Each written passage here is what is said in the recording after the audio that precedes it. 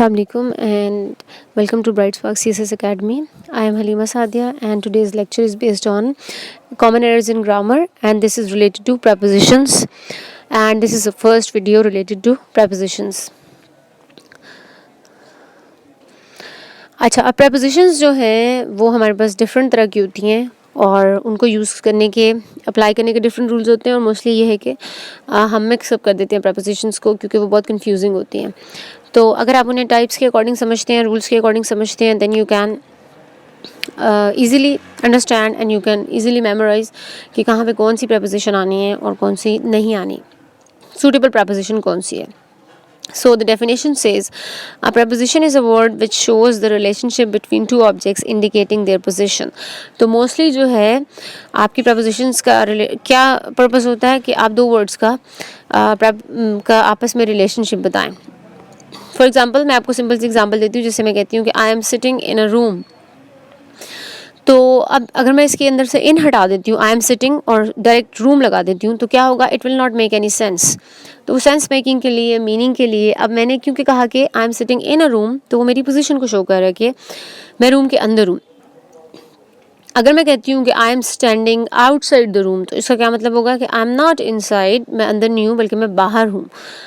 और I am waiting outside तो इसका क्या मतलब है कि आपको पोजीशन पता चल गया, आपको डिफरेंस पता चल गया कि when you are where and how you can differentiate between different types of positions. So you can differentiate between different positions with the help of different types of prepositions. So examples देखें, the book is on the table. अब अगर हम on हटा दें the book is the table तो बिल्कुल meaning ख़त्म हो जाएगा सेंटेंस का. So it says over here on shows the relationship between the book and the table. जैसे मैंने बताया some of the important prepositions are listed below. और इसमें से अब हम देखेंगे कि डिफरेंट टाइप्स आ जाती हैं. पहली टाइप यहाँ पे है हमारे पास शोइंग टाइम, मतलब ऐसी prepositions जो कि किसी भी तरह का टाइम इंडिकेट करी हो. अब ज़रूरी नहीं है कि AM PM को इंडिकेट करी हो बल्कि morning, evening, after, before, like कोई भी इस तरह का हो सकता है जो कि टाइम से रिलेटेड कोई भी बात कर रहा हो या किसी ओकेजन से रिलेटेड या टाइम ऑफ ईयर और सम मंथ और सम स्पेशल डे और स्पेसिफिक टाइम और स्पेसिफिक डे.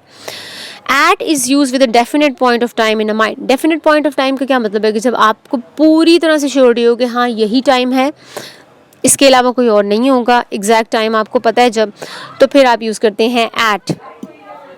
अगर आपको श्योरिटी नहीं है फिर आप ऐड नहीं यूज़ कर सकते.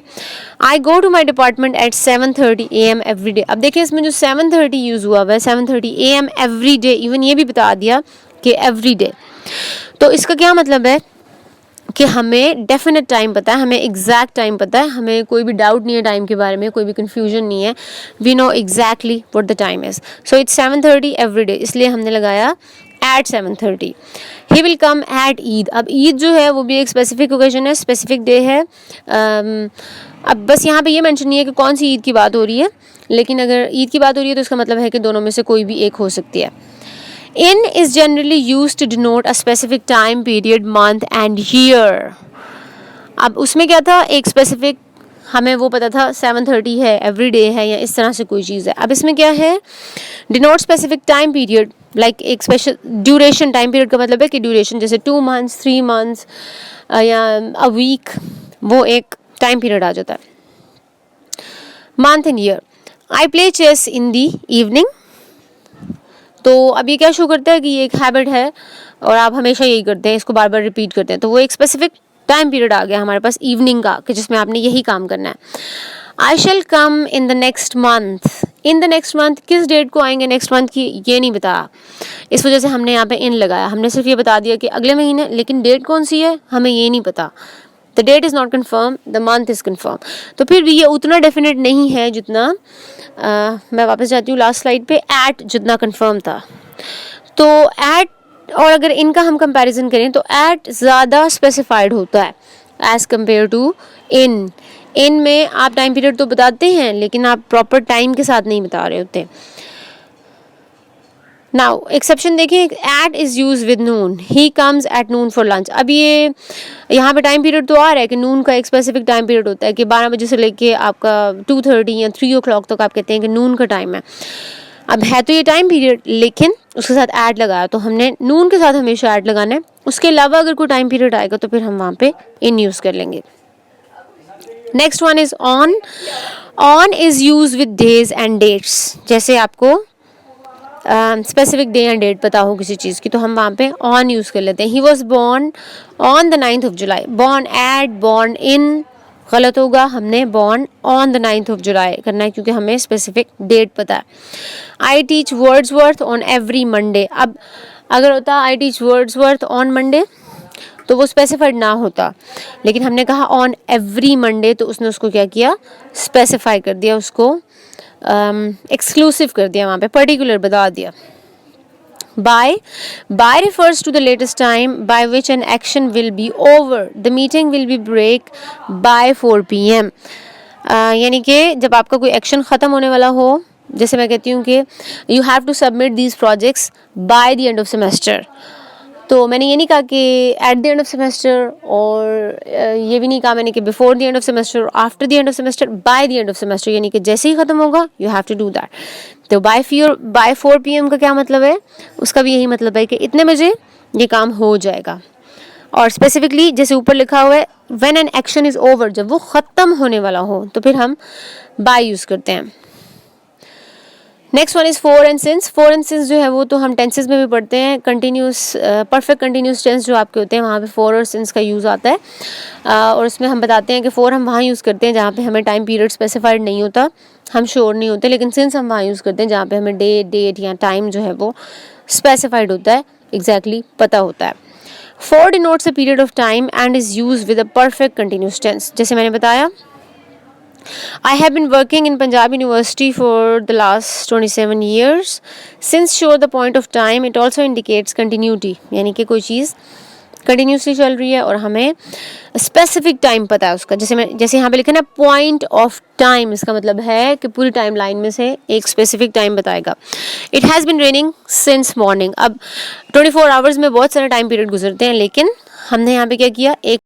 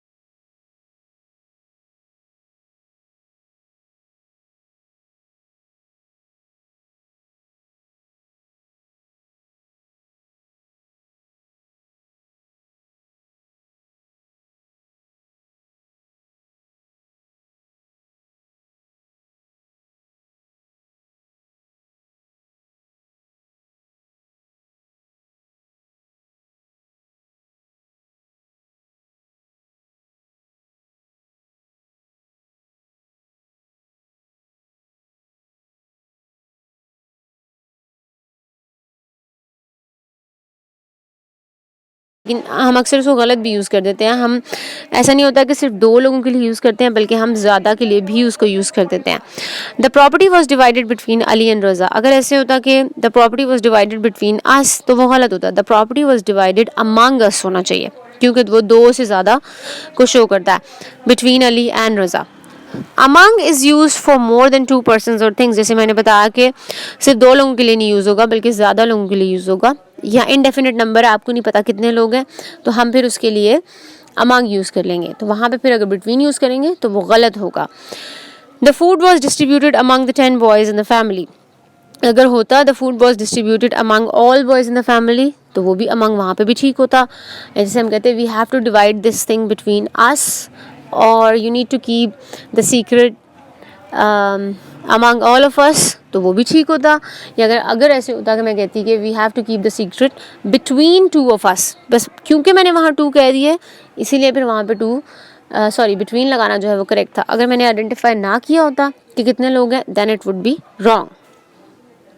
Amongst is also used with more than 2 person or things, but is always used before a vowel. अब क्या डिफरेंस है बेसिक कि अमंग्स जो है वो आपने वाउल से पहले यूज़ करना है. अदरवाइज अगर आपके पास वाउल्स नहीं आ रहे, कोई और वर्ड है, तो फिर हम उसको अमंग ही रहने देंगे. Divide the oranges amongst us. Above and over. Above का क्या मतलब है? Above is used for higher than. जैसे हम किसी चीज़ के को बता रहे हैं कि कोई चीज़ किसी दूसरी चीज़ से कितनी ऊंची है, कितनी ऊपर है, तो हम वहाँ पे अबव, जैसे above the surface of earth या अबव द सरफेस ऑफ सी, कोई भी ऐसी चीज़ जो किसी चीज़ की हाइट को शो करे, अबव जो है वो हाइट के लिए यूज़ होगा. The aeroplane was flying high in the sky, in fact above the clouds, यानी कि उनसे भी ऊंचा, उनसे भी ऊपर फ्लाई कर रहा था. तो देखिए यहाँ पे अब इसने पोजीशन बता दी, हाइट बता दी कि इवन क्लाउड से भी वो ऊंचा था. Over indicate something vertically above. Vertically means कि वो आपके पास उस पोजीशन में ना आ रही हो ऊपर, बल्कि दूसरी तरह से ऊपर आ रही हो. जैसे यहाँ पे लिखा हुआ है there is a separate room. अब यहाँ पे होना चाहिए था there is a separate room over the garage. यहाँ पे फ्रॉम नहीं आना चाहिए था, यहाँ पे ओवर आना चाहिए था. जैसे बिल्कुल किसी चीज़ के ऊपर, जैसे आप एक चीज़ के ऊपर दूसरी चीज़ रख दें तो वो फिर वर्टिकली हो जाएगा, तो वो जो है वहाँ पे ओवर आ जाएगा. Under and below. Under is use for vertically below. We sit under the tree when we have no class. Under the tree मतलब आप उसके बिल्कुल नीचे आके बैठ जाएं, एक्चुअली फिजिकली. जैसे हम कहते हैं the cat is hiding under the bed, तो वो बिल्कुल एक्चुअली उसके नीचे छुपी हुई है. मतलब ऐसी चीज़ नहीं है कि हम कह रहे हैं कि अपने पास से कह रहे हैं, या वो फिजिकली हम उस चीज़ को देख नहीं सकते, तो वहाँ पे फिर अंडर आ जाता है. Below is use for lower than. His output is below hours. अब ये जो है ये एक्चुअली पोजीशन तो नहीं आपको नजर आई ना किसी की आउटपुट की, या किसी की एफर्ट की, या किसी के हार्ड वर्क की, या किसी के रिजल्ट्स उस तरह से नजर नहीं आ रहे, फिजिकली नहीं है. तो अंडर जो है वो फिजिकली किसी चीज़ के बिलो होने को शो करता है, और बिलो जो है वो एब्स्ट्रैक्ट आप समझ लें कि आइडियाज़ की सेंस में, या इमेजिनेशन की सेंस में, या फिर ऐसी चीज़ें जिनको हम देख नहीं सकते लेकिन हम उनके बारे में बात कर सकते हैं, तो वो उसके लिए होता है. जैसे मैं कहूँ कि your performance is below then mine, तो वो फिर क्या हो जाएगा कि हम ये बात करेंगे कि वो कम है उससे, लेकिन हम उसको देख नहीं सकते. beneath shows a lower position. The ground was solid beneath her. तो ये भी पोजीशन को शो करता है, लेकिन ये जैसे हम एक्चुअली नीचे अपने पैरों के नीचे बात कर रहे होते हैं, तो ये उस चीज़ को शो करता है.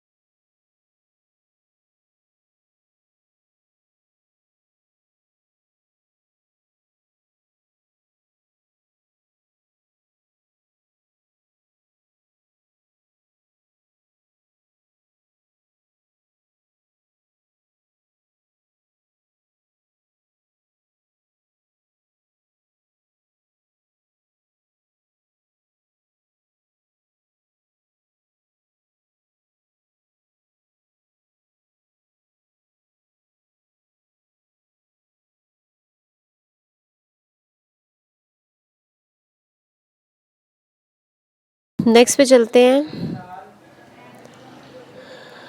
अभी हमने कर ली preposition showing time, preposition showing position.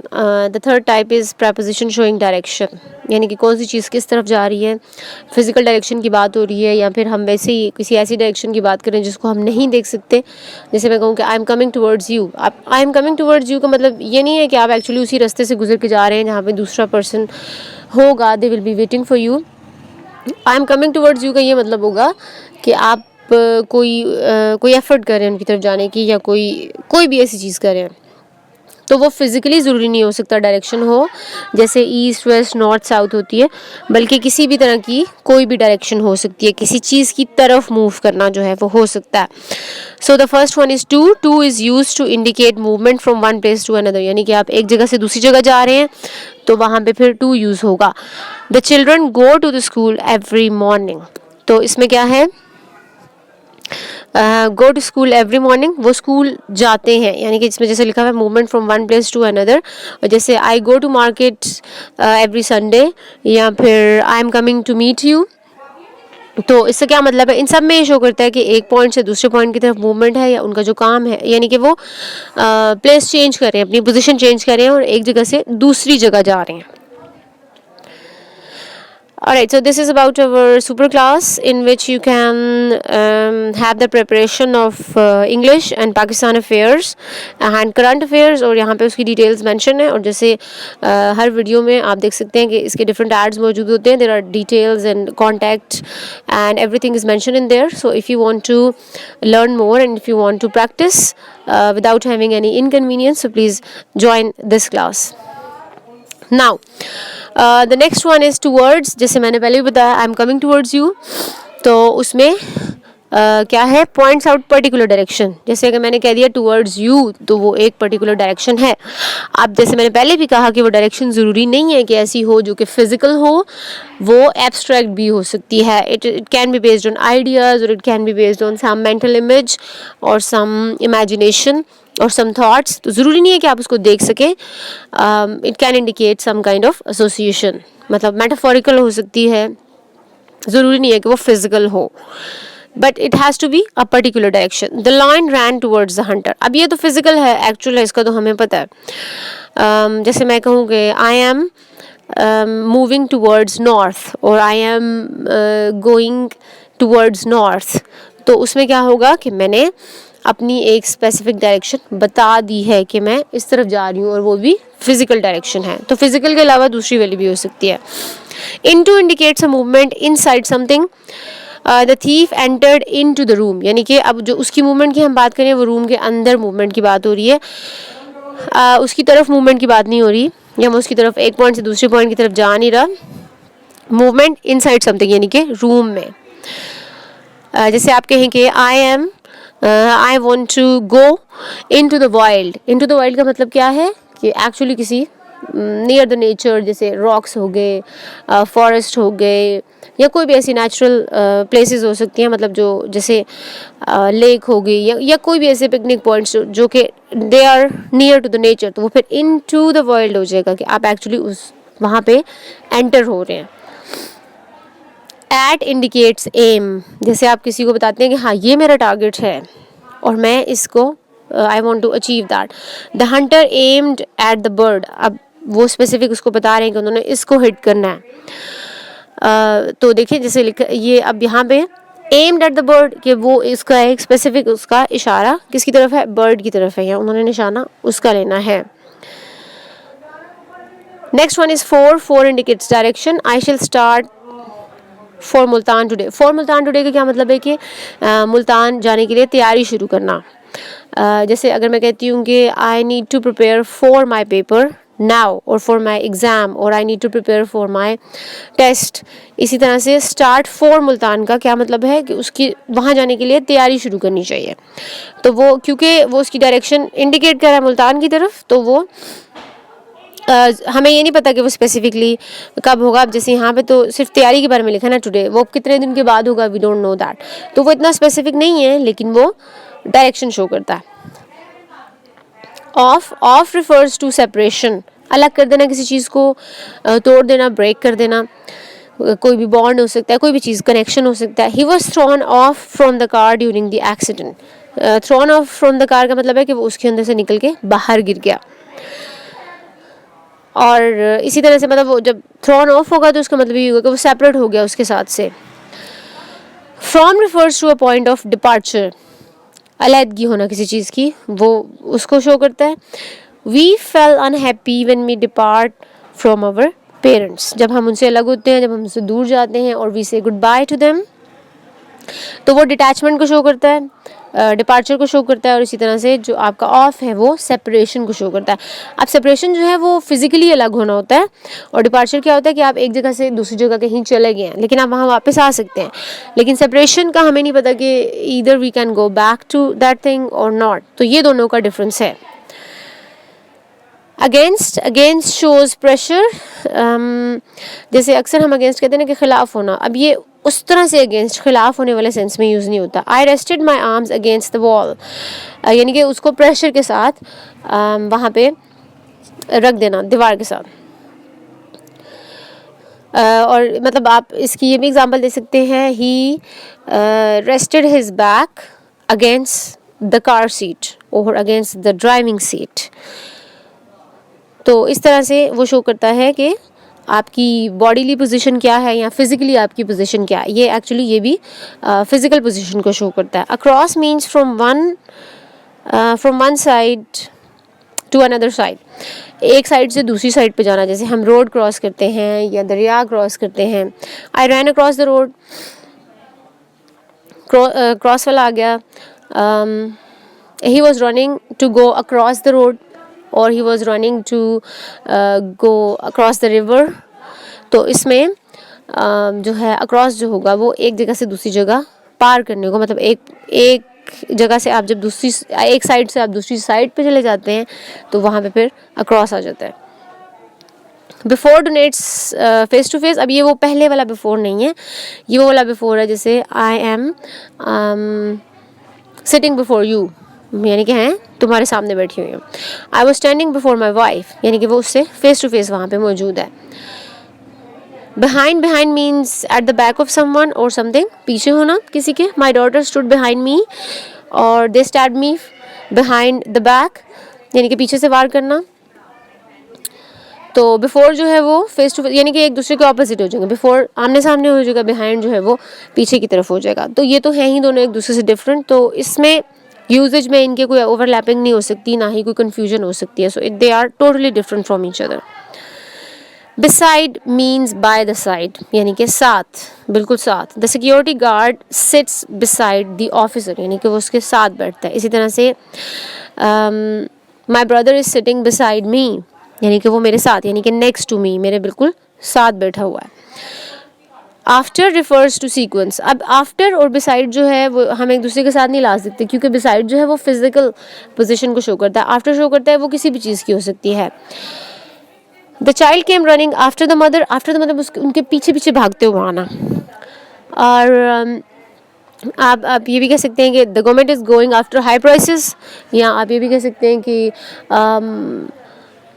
The government is going against going after high taxes. तो इस तरह से आप इसको यूज़ कर सकते हैं. तो आफ्टर जो है वो ज़रूरी नहीं है कि फ़िज़िकल हो, वो जो है आप मेटाफोरिकल वे में भी उसको यूज़ कर सकते हैं. along shows the same line. I walked along the store. यहाँ पे इस तरह से हो सकता है he came along with his sister. तो उसमें भी क्या हो जाएगा कि वो दोनों एक साथ ही आए या एक दूसरे के साथ वो वहाँ पे पहुँचे. तो along जो है वो सेम लाइन, सेम टाइम, या किसी चीज़ की सेम, यानी कि एक जगह पे अगर दो लोग हैं, दो से ज़्यादा कोई भी चीज़ें प्रेजेंट हैं, तो हम उसके लिए फिर along यूज़ करते हैं. Alright, so that was all from today's lecture. ये प्रपोजिशंस का हमारा पहला लेक्चर था. प्रपोजिशंस क्योंकि यूजेज के अकॉर्डिंग भी डिफरेंट होती हैं, उसमें कुछ एक्सेप्शनल केसेस भी होते हैं, तो इसमें हम थोड़ा डिटेल में करेंगे. और क्योंकि डिफरेंट पेपर्स में आती हैं, बीपीएससी के पेपर्स में भी आती हैं, और आपकी करेक्शन ऑफ एरर में भी आती हैं, सीएसएस के एग्जाम्स में, पीएमएस में, तो इन पे हम थोड़ा ज़्यादा टाइम स्पेंड करेंगे. And we will try to make it as simple as possible for you. So I hope that would be helpful for you, and thank you for listening.